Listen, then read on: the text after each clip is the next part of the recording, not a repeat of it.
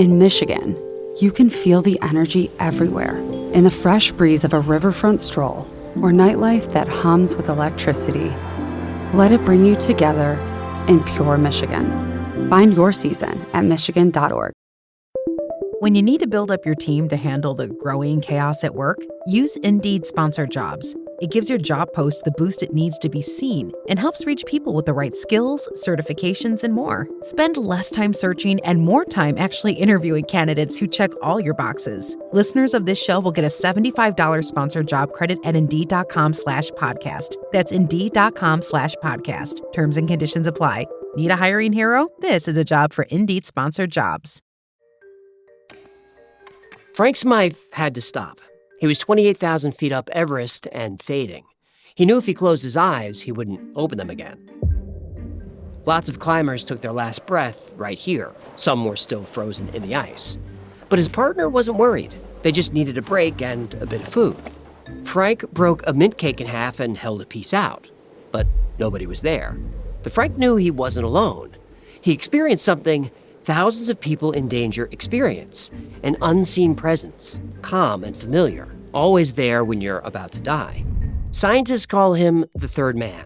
They even built a machine that can summon him.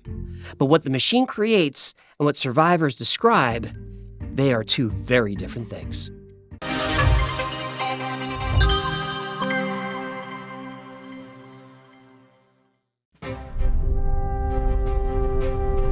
You ever eat something and immediately start doing mental gymnastics to justify it? Suddenly you're breaking down macros in your head, all because you just crushed a family-sized bag of chips. Solo. Most of us know what we're supposed to do. Actually sticking to it, that's the hard part. That's why there's Weight Loss by Hims. It's designed to help you lose the weight and keep it off.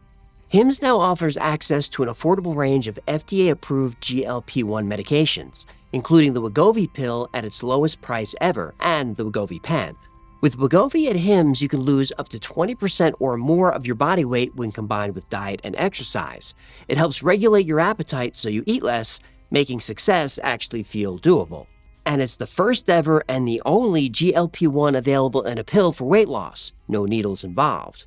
Everything happens online. You connect with a licensed provider who determines if treatment is right for you. And if prescribed, your medication ships straight to your door. No insurance needed. Hims also gives you 24/7 access to your care team, along with lifestyle support, meal plans, recipes, fitness videos, even sleep content. It's not just medication, it's a full system built around you. Ready to reach your goals? Visit hims.com/thewifiles to get a personalized, affordable plan that gets you. That's HIMS.com/thewifiles. hims.com/thewifiles.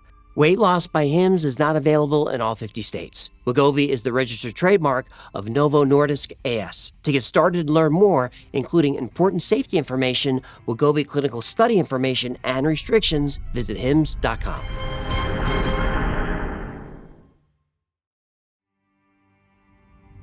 Ernest Shackleton's ship got crushed by Antarctic pack ice in November 1915. 27 men, 3 lifeboats, no ship. They camped on the ice for 5 months, dragging the lifeboats behind them. When the ice broke apart, they launched the boats and sailed 200 miles to the nearest land. But it was nothing more than a barren rock in the middle of nowhere. There was no hope of rescue. Nobody knew where they were. So Shackleton piled into a lifeboat with 5 men. They endured hurricane winds and 20-foot waves for 800 miles. But finally, they reached South Georgia Island. That was the good news. The bad news, they landed on the wrong side. The whaling station that could save them was on the north coast. They were on the south. And between them was a mountain range nobody crossed. Nobody even dared to try. But Shackleton was out of options. He picked 2 men for the final push, Tom Crean and Frank Worsley. They carried 50 feet of rope, a small axe, and 3 days of food. No tent, no sleeping bags, no good options.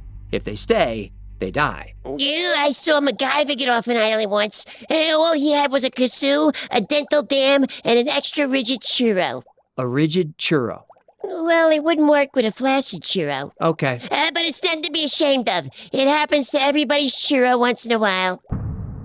For 36 straight hours, they climbed. They navigated by the stars when they were lucky enough to have clear sky. Mostly, they just climbed in the dark. At one point, they got pinned. Going back meant freezing to death. Waiting meant freezing to death. So Shackleton coiled the rope beneath the three men like a sled, closed his eyes, and they pushed off. They slid 2,000 feet, screaming the whole way. Then they hit a snowbank. And somehow, nobody died. They finally stumbled into the whaling station, filthy and frostbitten, but alive. Three men just pulled off one of the greatest survival feats in history, and each of them was hiding a secret from the others. Only later did they learn they all had the same secret. Weeks later, Shackleton admitted it first. It seemed to me often that we were 4, not 3. I said nothing of it to Crean or Worsley. I could not bring myself to look behind me. I feared what I might see, or worse, what I might not. Worsley said the same thing. A presence just outside his field of vision, keeping pace. They never saw the figure, never heard it speak, but all three were sure someone walked with them across that mountain range. T.S. Eliot wrote about it in his famous poem, The Wasteland. Who is the third who walks always beside you? When I count, there are only you and I together. I do not know whether a man or a woman, but who is that on the other side of you? That line gave the phenomenon its name, the third man. And 11 years later, Charles Lindbergh tried to cross the Atlantic alone. But he wasn't alone for long.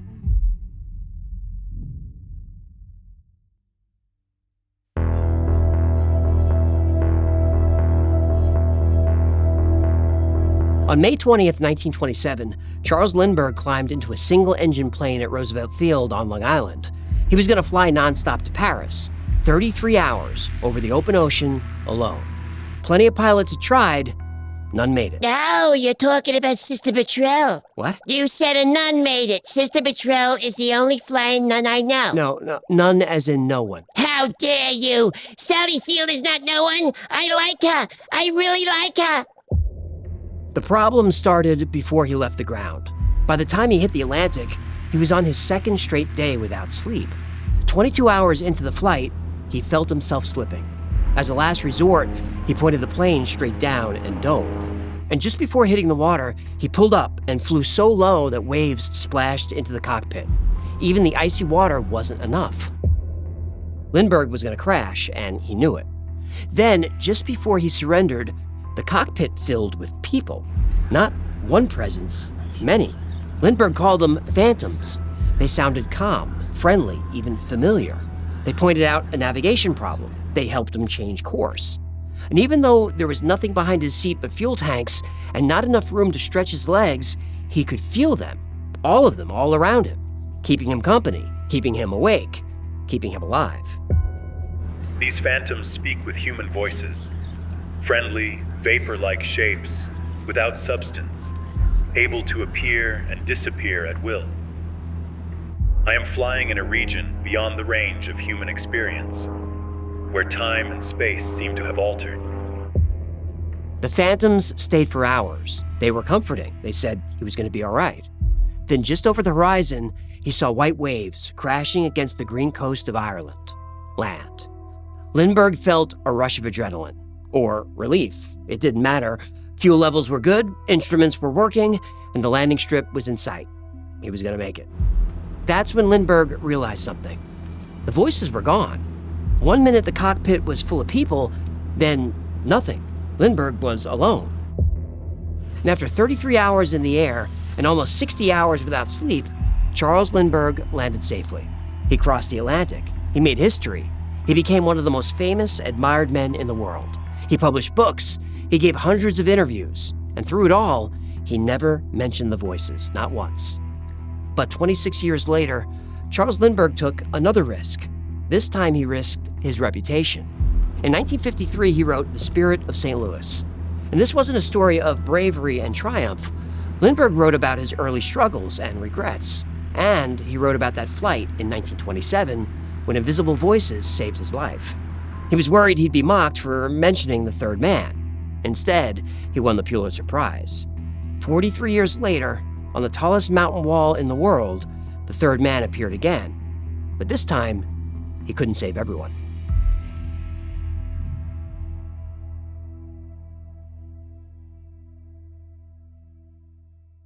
I didn't think the pain from the shingles rash would affect simple, everyday tasks like bathing, getting dressed, or even walking around. I was wrong. Though not everyone at risk will develop it, 99% of people over the age of 50 already have the virus that causes shingles, and it could reactivate at any time. I developed it, and the blistering rash lasted for weeks. Don't learn the hard way, like I did. Talk to your doctor or pharmacist today. Sponsored by GSK.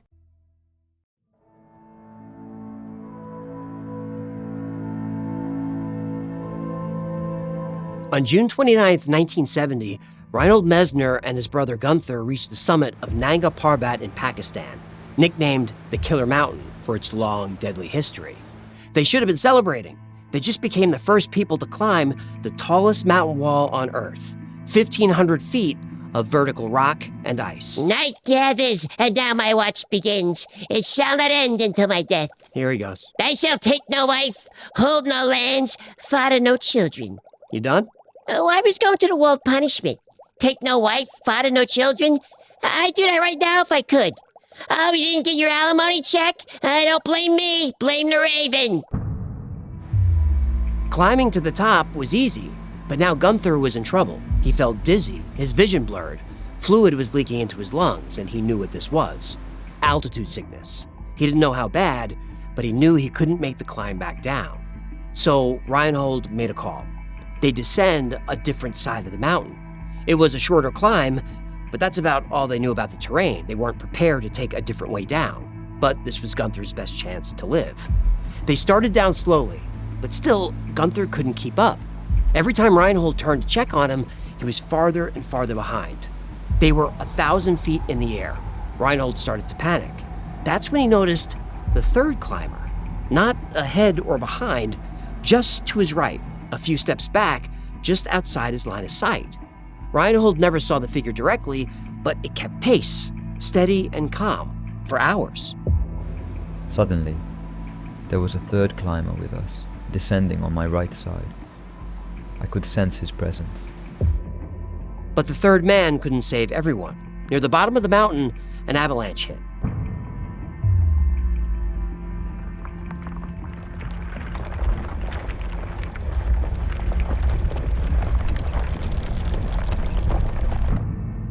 Reinhold barely survived, and Gunther didn't. His remains weren't found for almost 50 years.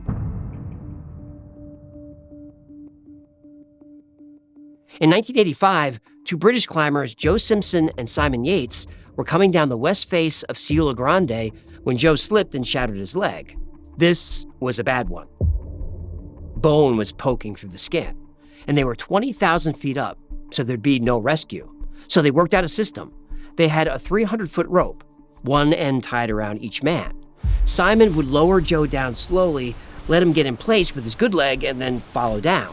And they did this for hours, 3,000 agonizing feet. Then a storm hit, and they lost sight of each other. Simon called out, but the wind was too loud.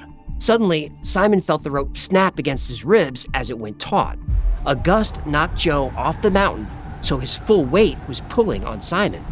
Simon dug in as best he could, but his hands were frostbitten and he was down to one anchor. If Joe didn't grab hold soon, they'd both fall. Simon held that rope for a full hour while the storm got worse.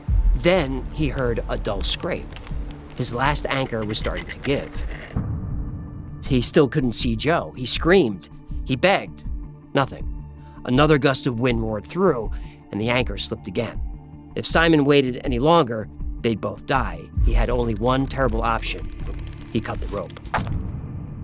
Joe fell 100 feet into the dark. Simon assumed he was dead. He should have been, but he wasn't. Joe landed on a snowbank inside the crevasse, alive, alone, in the dark, with a shattered leg. Above him, a 100-foot drop he couldn't climb. Below him, a bottomless pit. No food, no radio, no way out. Then he heard a voice. Not his own thoughts, another voice, clear and calm. It told him to stop looking for a way up. The way out was down. Joe couldn't see what was down there, but he went anyway. And for 3 days, the voice kept talking. Which direction to crawl, when to rest, when to keep moving. There was this voice talking to me, and it was quite clear. You've got to do this, you've got to do that. And I do it. Joe dragged a shattered leg over boulder fields and 3 glaciers. He dragged himself all the way back to camp just as Simon was packing up. Simon looked like he saw a ghost. Joe said he might have been saved by one. He wrote about it in Touching the Void. He didn't believe in ghosts, or God, or guardian angels, or any of it. But he believed that voice was real, and he knew it saved his life. 2 cases, 2 mountains. One presence watched a man die and couldn't stop it. Another pulled a man out of a hole in the ice. Whatever the third man is, he doesn't work the same way twice. Because 12 years later, a cave diver lost her lifeline in 100 feet underwater. She had 20 minutes of air left, and the stranger who came for her wasn't invisible. She knew him.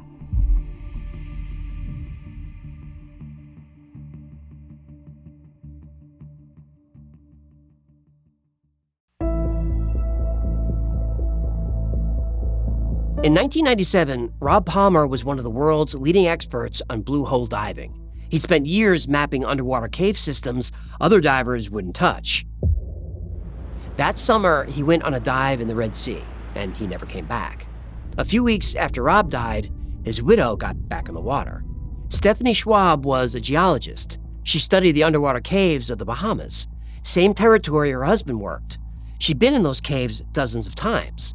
She suited up alone and descended into a cave called Mermaid's Lair. Yeah, Mermaid's Lair. That's the club on Flamingo, right? With the 24-hour buffet? No, it's a cave. No, you're telling me. It's the kind of place where every night is open pole night. An underwater cave. Well, on Tuesdays... Okay, that's enough. Cave diving works like this. You clip yourself to a guideline when you enter. The line is how you find your way out. The cave is pitch black. Visibility is measured in inches. If you lose the guideline, the cave kills you. Stephanie lost the guideline. She had a limited amount of air in her tanks. She reached into the dark and felt nothing. Her breathing picked up, and breathing hard at depth burns through air fast. Then she heard a voice. Stephanie, stop. Wait. Calm down. You're going to be okay. She knew the voice. It was Rob. She stopped and felt him right next to her, helping her. Breathe, honey. Just breathe. Trust me, okay? Stephanie slowed her breathing. She felt her panic dissipating. Good. Okay, I need you to reach about 3 feet above your head. Slightly to your left. Don't rush. Just feel around. She reached up and felt the guideline. It had been directly above her the whole time. Good. I knew you could do it. Stay calm.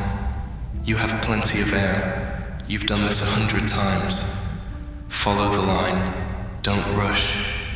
You're gonna be okay. Stephanie followed the line back through the cave and up to open water. The moment she broke the surface, the presence was gone. She never saw her husband, but she heard him, and he saved her, and then he was gone. But the most dramatic account didn't come from a mountain or an ocean or a cave. It came from inside a burning skyscraper on a Tuesday morning in September.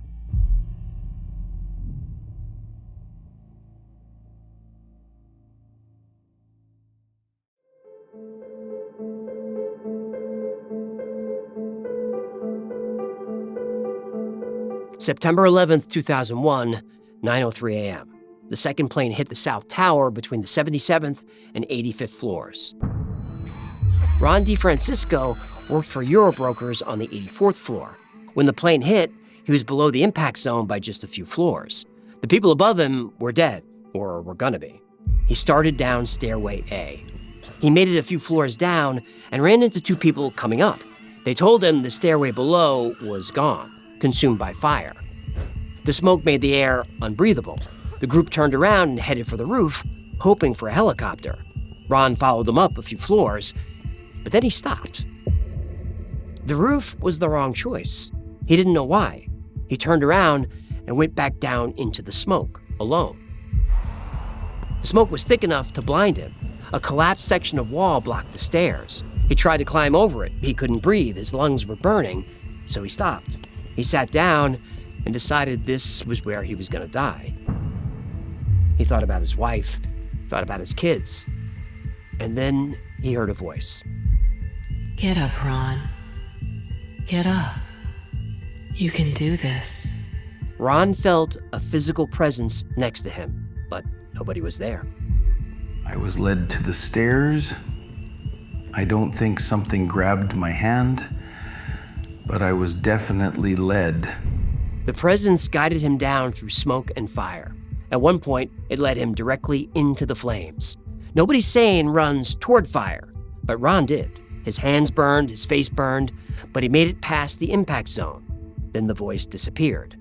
Ron kept going. He made it to the lobby. He ran out of the building. He was barely 2 blocks away when the South Tower collapsed. Ron DeFrancisco was the last person to escape the South Tower alive. More than 600 other people in that building died that day.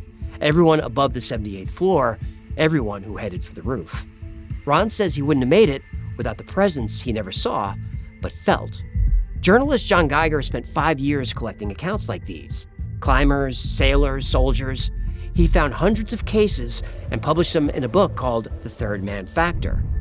Shackleton in the ice, Lindberg over the ocean, Stephanie underwater, and Ron in a burning stairwell. 100 years of stories that nobody could explain. Then in 2006, a neuroscientist in Switzerland found a way to summon the third man. All you have to do is let him open your skull and stay awake while he does it.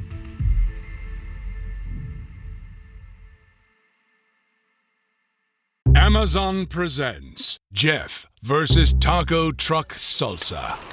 Whether it's Verde, Roja, or the orange one. For Jeff, trying any salsa is like playing Russian roulette with a flamethrower. Luckily, Jeff saved with Amazon and stocked up on antacids, ginger tea, and milk. Habanero? More like habanero, yes. Save the everyday with Amazon.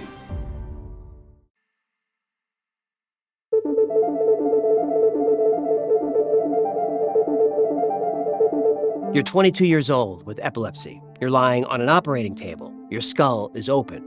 You're awake because the doctors need you to tell them what you feel when they touch your brain. This is so they know where to cut. Off by an inch here or a centimeter there, you could lose your ability to speak. You could go into a coma. You could die. They send a small electrical current into a region behind your ear, and then a shadow appears behind you. You can't see it, but you know it's there. You can feel it. When you sit up, it sits up.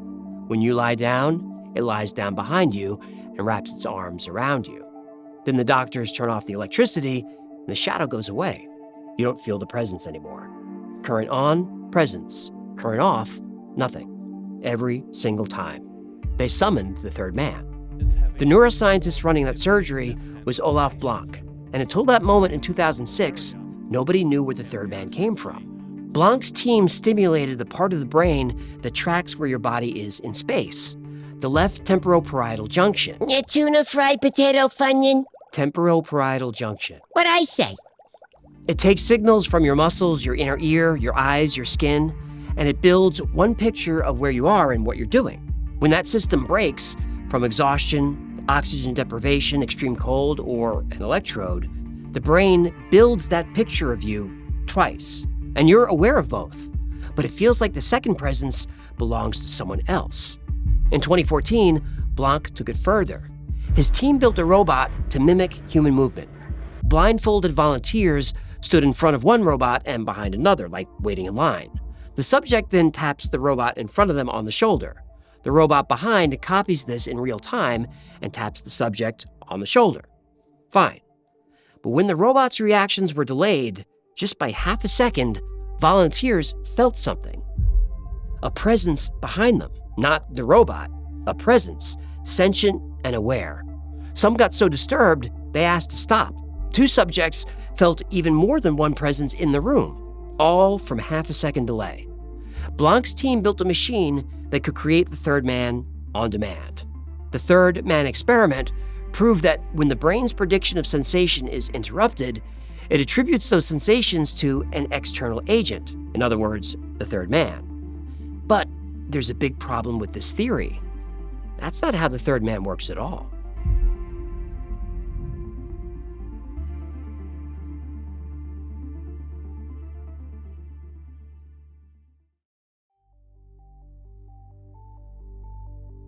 In 2014, researchers designed a robotic presence experiment to mimic the sensed presence in controlled conditions, and it worked. A presence appeared, but it was nothing like the third man.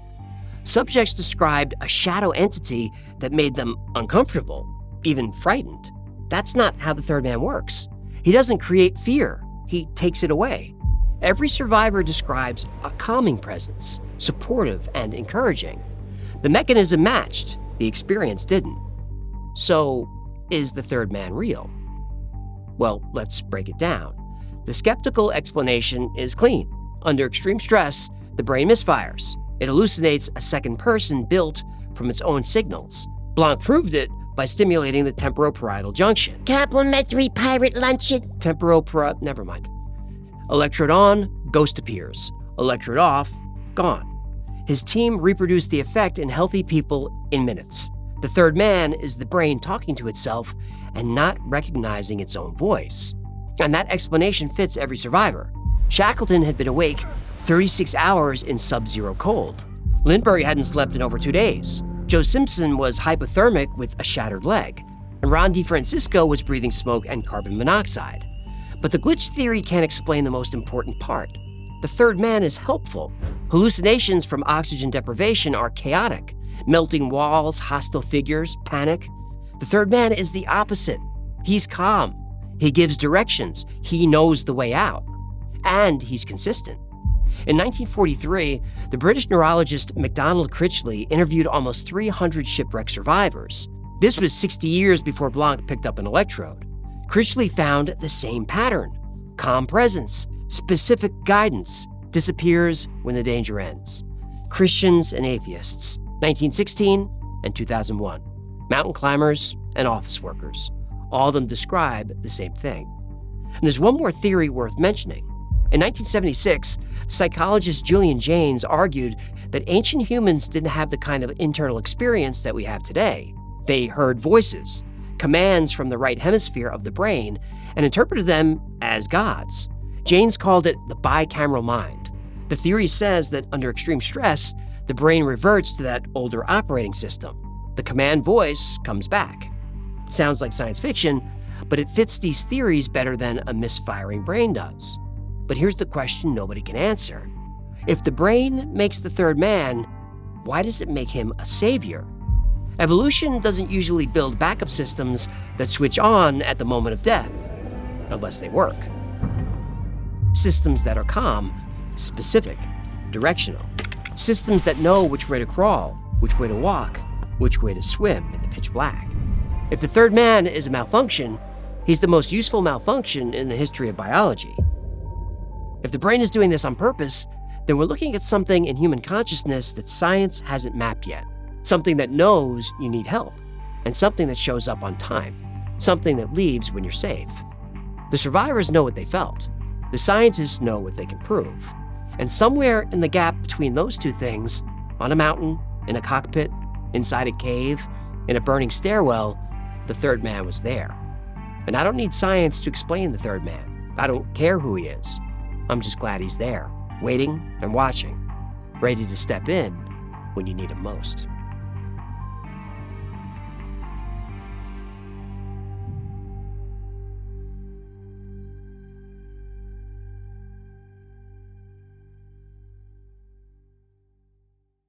This episode is brought to you by Redfin. You're listening to a podcast, which means you're probably multitasking. Maybe even scrolling home listings on Redfin, saving homes without expecting to get them. But Redfin isn't just built for endless browsing. It's built to help you find and own a home. With agents who close twice as many deals, when you find the one, you've got a real shot at getting it. Get started at redfin.com. Own the dream. Thank you so much for hanging out today. I'm AJ. That's Hecklefish. You like me. You really like me. This has been the Y-Files. If you had fun or learned something, I'd appreciate it if you hit some of those buttons down there, like, subscribe, comment, share. That stuff really helps us out. And like most topics we cover on the channel, today's was recommended by you. So if there's a story you'd like to see or learn more about, go to theyfiles.com/tips. Catch us on Discord, send an email, live chat. You can reach us a bunch of ways. Hey, remember, the Y-Files is also a podcast. You can take us on the road. Twice a week, I post deep dives into the stories we cover right here on the channel, plus I simulcast all the episodes on the podcast, and I also post episodes that wouldn't be allowed here. It's called the Y-Files Operation Podcast, and it's available everywhere. And if you are listening on an audio platform right now, pay attention to the road. But also, hit those buttons, follow, like, all that stuff. That really helps. I appreciate it. Now, if you need more Y-Files in your life, seek therapy. No, I'm kidding. Check out our Discord. There's over 100,000 fans on there, so if there's someone on there 24/7 talking about the same weird stuff we do here, it's a lot of fun, it's a great community, it's really supportive, and it's free to join. And speaking of 24/7, check out our 24/7 stream on the Y-Files Backstage, link down below. Over there, we run episodes back-to-back with some fun, weird content in between. And the live chat is amazing. There's people over there right now. If you enjoy the stories I tell in the Y-Files, check out my other show on the channel called The Basement. It's a conversation show where I chat with the interesting people behind the episodes. Some of them you know, some you don't, but they're all fascinating. Experts on fun topics like Knights Templar, the moon landing, JFK conspiracy, CERN scientists, researchers, Hitler chasers, all kinds of random stuff. And if there's someone you want to see on the show, let me know. I'm always on the hunt for good guests. Special thanks to our patrons, made this channel possible. Every episode of the Y-Files is dedicated to our Patreon members. I couldn't do any of this without your support. And if you'd like to support the channel, keep us going, and join our community of weird, amazing people, become a member on Patreon. For as little as $3 a month, you get access to perks like seeing videos early with no commercials, exclusive merch, plus 2 private live streams every week just for you. And the whole Y-Files team is on the stream. And you can turn your camera on. You can hop up on stage, ask a question, talk about anything you like. I think it's the best perk there is. Another great way to support the channel is grab something from the Y-Files store. Grab a heck of a t-shirt or one of these fistable coffee mugs you can stick your fist in, or if you have a third man around, you can stick his fist in there. I don't care how many men's fists go in there. I'm not gonna report you to HR or nothing. Grab a hoodie, set my face on it. Oh, look at these, one of these adorable squeezy. I can't even take it. Adorable squeezy animal, hanging, talking fish toys. But if you're gonna buy merch, make sure you become a member on YouTube. Hear me out. YouTube members get 10% off everything in the Y-Files store, and it's $3 a month. So if you're going to spend $40 on t-shirts or fistable coffee mugs, it pays for itself. And look, if you want to grab the coupon code and cancel, that's fine. That code is there to save you money, not make me money. In fact, all that revenue goes to the team. I don't touch it. Yeah, let's keep that secret under your gills, huh? Those are the plugs, and that's going to do it. Until next time, be safe, be kind, and know that you are appreciated.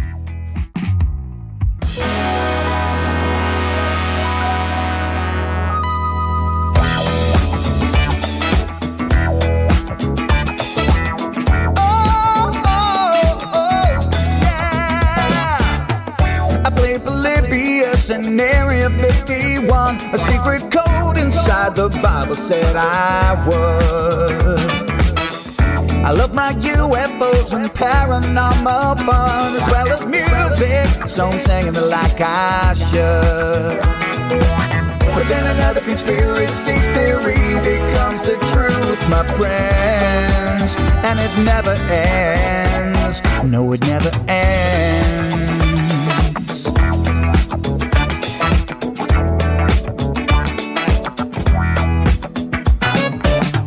I feel the crap get and got stuck inside Mel's hole with MK Ultra being only too aware.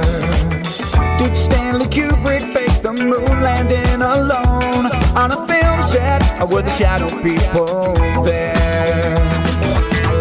The Roswell aliens just fought the smiling man, I'm told, and his name was Cold. And I can't believe I'm dancing with the fishes. Headfish on Thursday nights with AJ2, and the Wi-Fi's happening all through the night. All I ever wanted was to just hear the truth, so the Wi-Fi's on repeat all through the night.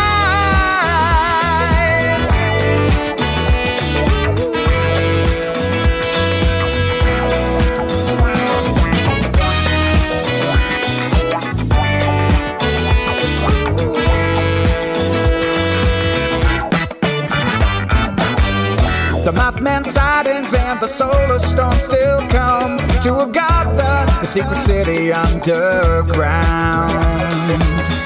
Mysterious number stations, planet Serpo 2, Project Stargate, and what the Dark Watchers found. Within a simulation, don't you worry though.